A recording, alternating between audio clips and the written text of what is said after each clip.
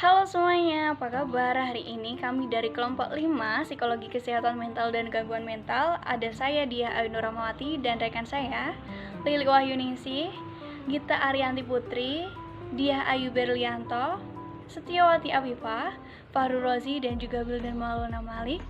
Dan hari ini let's talk about anxiety dan juga anxiety disorder. Baik, mungkin teman-teman semuanya udah gak asing lagi ya dengan istilah anxiety dan juga anxiety disorder atau kecemasan dan gangguan kecemasan. Tapi kira-kira teman-teman ada yang tahu gak sih kalau sebenarnya anxiety dan juga anxiety disorder ini adalah dua hal yang berbeda, serupa tapi gak sama. Yuk kita bahas satu-satu dulu ya. Baik, kita bahas dari anxiety atau kecemasan dulu ya. Jadi anxiety ini adalah suasana hati yang ditandai dengan ketakutan, kemudian diikuti dengan ketegangan otot, kemudian nafas jadi cepat, jantung berdebar-debar, badan panas dingin, berkeringat atau kita sebut gobyos. Dan sebenarnya kecemasan ini merupakan suatu bentuk respon tubuh kita terhadap suatu ancaman atau bahaya. Dan merupakan suatu hal yang wajar apabila ketakutan atau kecemasan ini tidak berlebihan sesuai dengan porsi ancaman yang ada. Dan perlu diketahui bahwa siapapun dari berbagai latar usia dan juga latar belakang bisa mengalami kecemasan ini. Jadi siapapun bisa mengalaminya dan ini merupakan suatu hal yang wajar. Sedangkan anxiety disorder atau gangguan kecemasan ini adalah perasaan cemas atau ketakutan yang berlebihan, di mana ketakutan atau kecemasan ini tidak sesuai dengan porsi ancaman yang ada. Dan biasanya ini muncul dari hal-hal yang tidak rasional. Dan kalau yang sudah namanya gangguan, ini sudah pasti mengganggu aktivitas sehari-hari, baik di rumah, di masyarakat, di sekolah, di tempat kerja, dan sebagainya. Dan anxiety disorder ini jenisnya banyak banget. Yang pertama ada gangguan panik without agoraphobia. Jadi gangguan panik without agoraphobia atau yang dikenal dengan gangguan panik tanpa agoraphobia ini merupakan suatu kelainan di mana terjadi serangan panik yang terjadi secara tiba-tiba dan berulang. Jadi serangan panik ini muncul tidak hanya satu kali saja, tapi berulang. Dan gangguan panik tanpa agoraphobia ini memiliki serangkaian gejala yang kurang parah daripada gangguan panik dengan agoraphobia.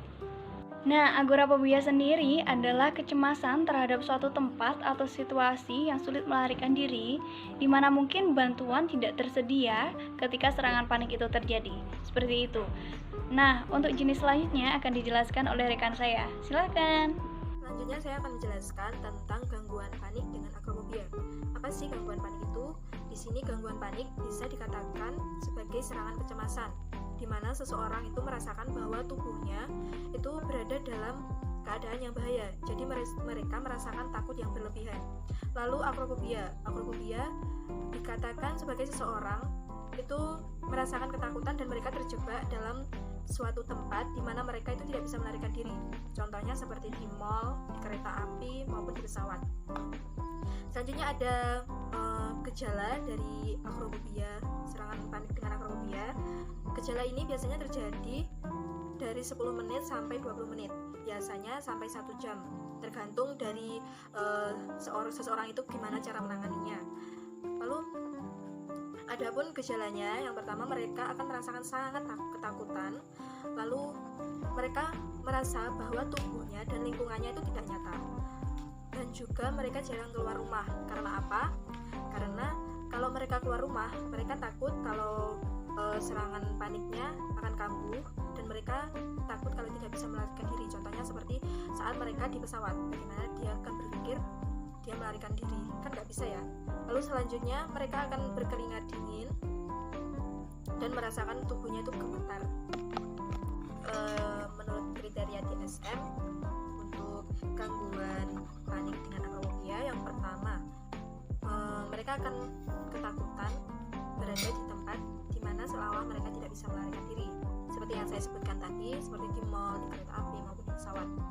Lalu yang kedua ada mereka jarang mau keluar rumah. Karena apa? Karena mereka takut kalau sewaktu-waktu serangan panik itu bisa kambuh, lalu mereka tidak mampu melarikan diri dari tempat yang mereka rasa itu adalah tempat yang tidak bisa untuk melarikan diri, seperti yang saya sebutkan tadi. Selanjutnya ada akrobofobia tanpa sejarah gangguan panik. Di sini saya akan menyebutkan ciri-ciri ataupun diagnostik dari akrobofobia tanpa sejarah gangguan panik. Yang pertama ada akrobofobia yang berhubungan dengan rasa takut dan menjadi gejala dari rasa panik. Contohnya seperti diare dan pusing. Misalnya seperti orang yang demam panggung, mereka akan merasakan panik, lalu ada yang sampai pusing ataupun merasakan diare. Ada juga itu orang yang akan melaksanakan ujian. Banyak sekali ya contoh kasus seperti itu. Lalu yang kedua, kriteria dengan gangguan panik ini tidak terpenuhi. Lalu yang ketiga, ini bukan berasal dari efek fisiologis, tapi ini asli dari zat. Contohnya seperti penyalahgunaan obat. Selanjutnya ada fobia spesifik. Banyak sekali ya zaman sekarang itu yang mengalami fobia. Nah, fobia spesifik di sini mempunyai arti yaitu seseorang takut dengan suatu objek. Contohnya seperti ketakutan dengan hewan, takut dengan suntikan, takut dengan ketinggian, dan masih banyak lagi.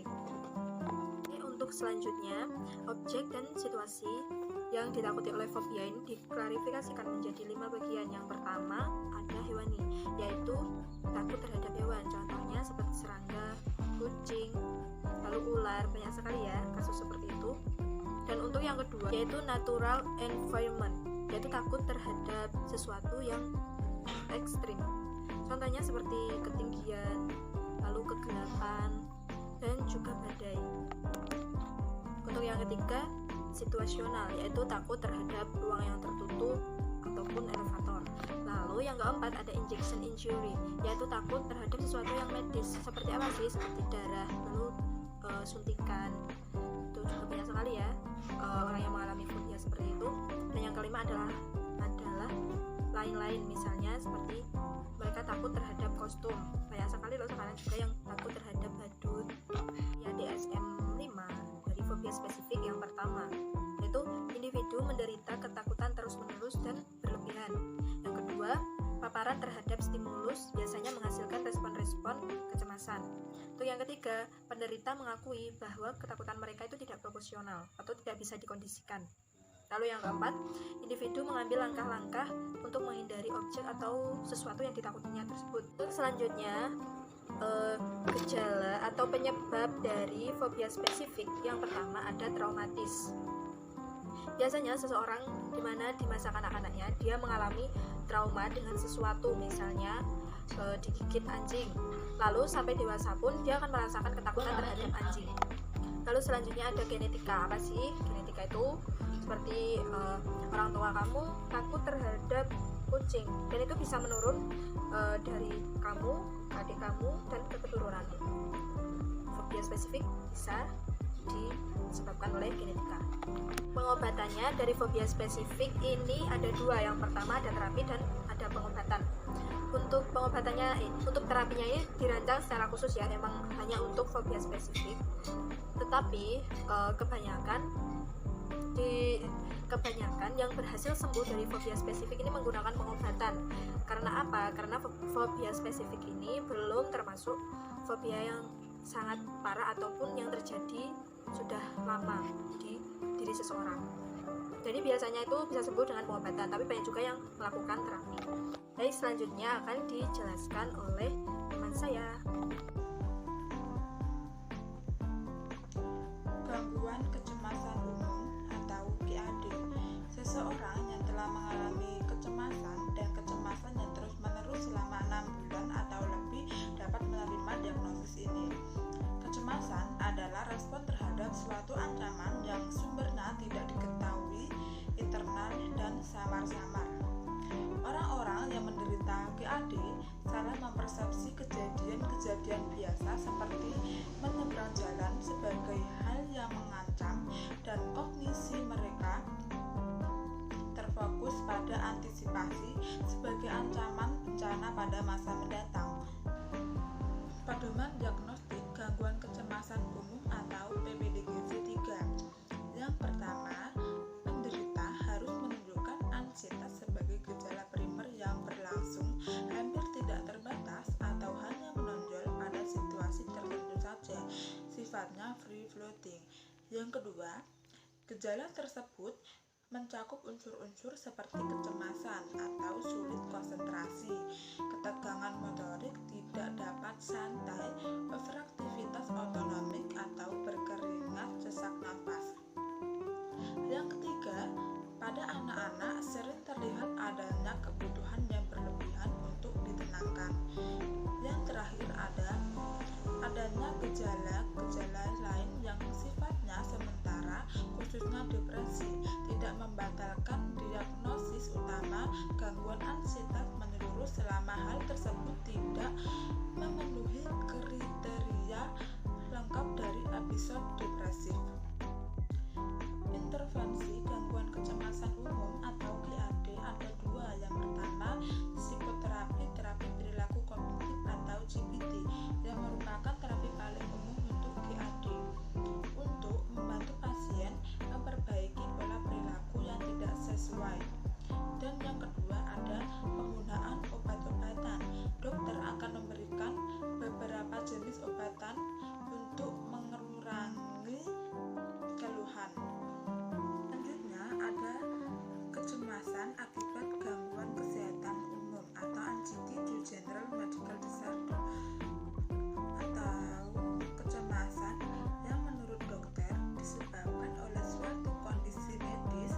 Gangguan medis yang dikaitkan dengan gangguan kecemasan seperti penyakit jantung, gangguan pernapasan, kecanduan alkohol, nyeri kronis, tumor langka yang memicu hormon adrenalin.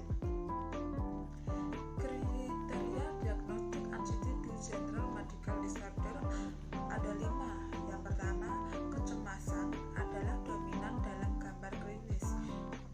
Yang kedua, ada bukti sejarah pemeriksaan fisik bahwa gangguan adalah konsekuensi langsung dari kondisi medis lain. Yang ketiga, gangguan itu tidak dijelaskan dengan lebih baik oleh gangguan mental lainnya. Yang keempat, gangguan tidak akurat secara eksklusif selama kursus delirium. Yang kelima, gangguan menyebabkan penderitaan atau gangguan yang signifikan secara klinis dalam bidang sosial, pekerjaan, atau penting lainnya berfungsi. Post-traumatic stress disorder atau gangguan stres pasca trauma, yaitu gangguan kecemasan yang timbul setelah seseorang mengalami peristiwa yang mengancam keselamatan jiwa atau fisiknya. Biasanya disebabkan oleh serangan kekerasan, kecelakaan, bencana alam, atau peperangan. Penyebab dari PTSD yang pertama, faktor yang sudah ada atau unik. Contohnya jenis kelamin atau genetis.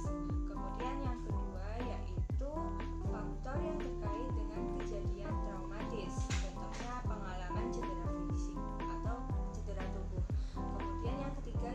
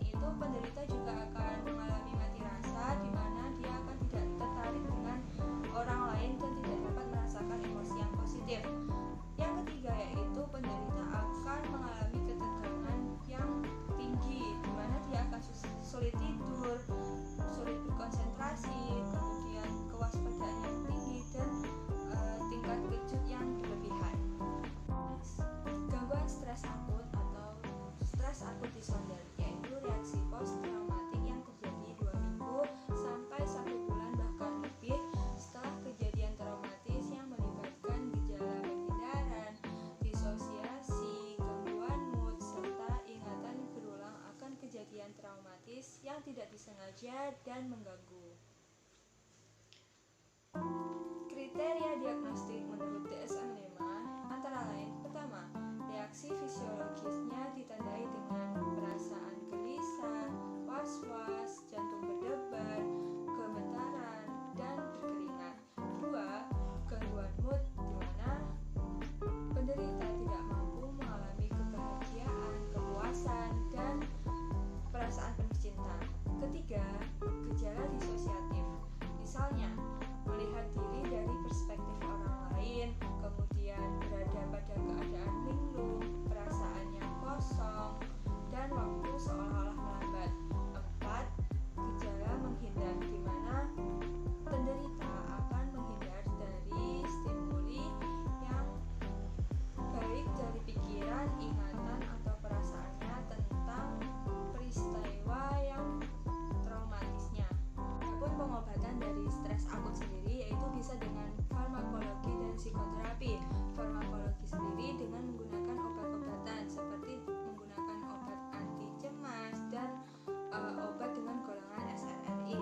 Kemudian psikoterapi sendiri bisa dengan pendekatan perilaku dan pendekatan kognitif. Selanjutnya yaitu gangguan fobia sosial.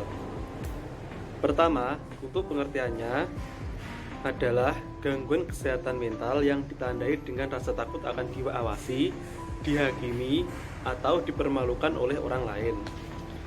Fobia sosial lebih sering terjadi pada usia remaja hingga dewasa muda dan pada orang yang pernah merasa dipermalukan di depan umum. 2. Untuk gejalanya, beberapa tanda dan gejala emosional dan perilaku pada fobia sosial adalah: 1.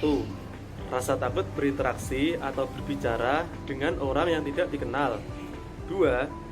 Menghindari situasi ketika orang tersebut menjadi pusat perhatian. 3. Menjalani situasi sosial dengan merasa sangat takut atau cemas. Beberapa tanda dan gejala fisik pada fobia sosial adalah: 1. Denyut jantung yang cepat. 2. Berkeringat. 3. Otot tegang. Ketiga, untuk penyebabnya: 1. Peristiwa masa lalu. Fobia sosial bisa jadi muncul karena penderita pernah mengalami peristiwa memalukan atau tidak menyenangkan yang disaksikan oleh orang lain. 2. Keturunan atau pola asuh. Fobia sosial cenderung diturunkan dalam keluarga. Namun demikian, belum bisa dipastikan apakah hal ini dipicu oleh faktor genetik atau karena pola asuh orang tua, misalnya terlalu mengekang. 3. Struktur otak. Rasa takut sangat dipengaruhi oleh bagian otak yang disebut amigdala. Amigdala yang terlalu aktif akan membuat seseorang mengalami rasa takut yang lebih kuat. Untuk keempat, diagnosisnya. Kriteria diagnosis dari DSM-5 yaitu: 1. Situasi sosial hampir selalu menimbulkan ketakutan atau kecemasan. 2. Ketakutan atau kecemasan itu tidak proporsional dengan ancaman aktual yang ditimbulkan oleh situasi sosial dan konteks sosiokultural. 3. Ketakutan, kecemasan, atau penghindaran tidak lebih baik dijelaskan oleh gejala gangguan mental lain atau gangguan spektrum autisme. Kelima, untuk pengobatannya. Pengobatan fobia sosial bergantung dari seberapa jauh gangguan tersebut mengaruhi fungsi sehari-hari yang dijalani. 2 tipe penanganan utama untuk fobia sosial adalah: 1. Psikoterapi. Itu ditujukan untuk membantu seseorang mengenali pikiran negatifnya dan mengembangkan keterampilan untuk meningkatkan rasa percaya dirinya pada situasi sosial. 2. Terdapat beberapa jenis pengobatan yang dapat disebutkan oleh dokter, seperti obat-obatan, anti-ansietas, atau kombinasi. Selanjutnya yaitu gangguan OCD atau Obsessive Compulsive Disorder. Pertama, untuk pengertiannya adalah gangguan mental yang menyebabkan penderitanya merasa harus melakukan suatu tindakan secara berulang-ulang. Gangguan obsesif kompulsif dapat dialami oleh siapa saja, meski lebih sering terjadi di awal usia dewasa. OCD juga bisa terjadi pada anak-anak atau remaja. Kedua, untuk gejalanya. A. Tanda dan gejala dari obsesinya. 1. Takut terkontaminasi oleh benda menyentuh yang disentuh orang lain. 2. Membayangkan menyakiti diri sendiri atau orang lain. B. Tanda dan gejala dari kompulsifnya. 1. Cuci tangan sampai kulit Anda menjadi lecet. 2. Memeriksa kompor berulang kali untuk memastikannya sudah mati. 3. Menghitung dalam pola tertentu. Ketiga, untuk penyebabnya. 1. Genetik. Faktor resiko OCD akan meningkat jika keluarga lingkar pertama seperti orang tua, saudara, atau anak mengalami gangguan ini. 2. Struktur dan fungsi otak. Pasien OCD menunjukkan adanya perbedaan struktur pada bagian konteks portal, yang itu bertugas untuk berpikir, merencanakan, memutuskan, mengontrol emosi dan tubuh, memahami diri sendiri, dan berempati. 3. Lingkungan. Mereka yang mengalami riwayat kekerasan, baik fisik, psikis, maupun seksual saat anak-anak ataupun trauma kekerasan lainnya, berisiko lebih besar pula mengalami OCD. Untuk keempat, diagnosisnya.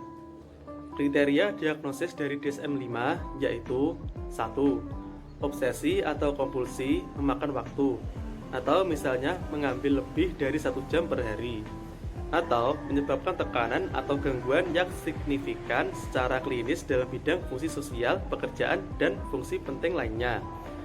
2.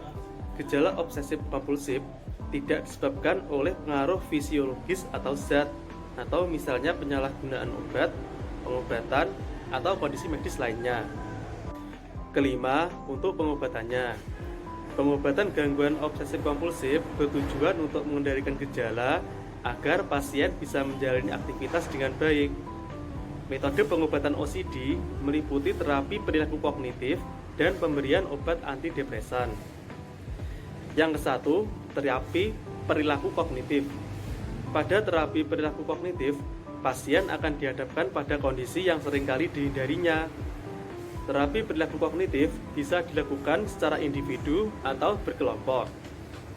Yang kedua, obat antidepresan.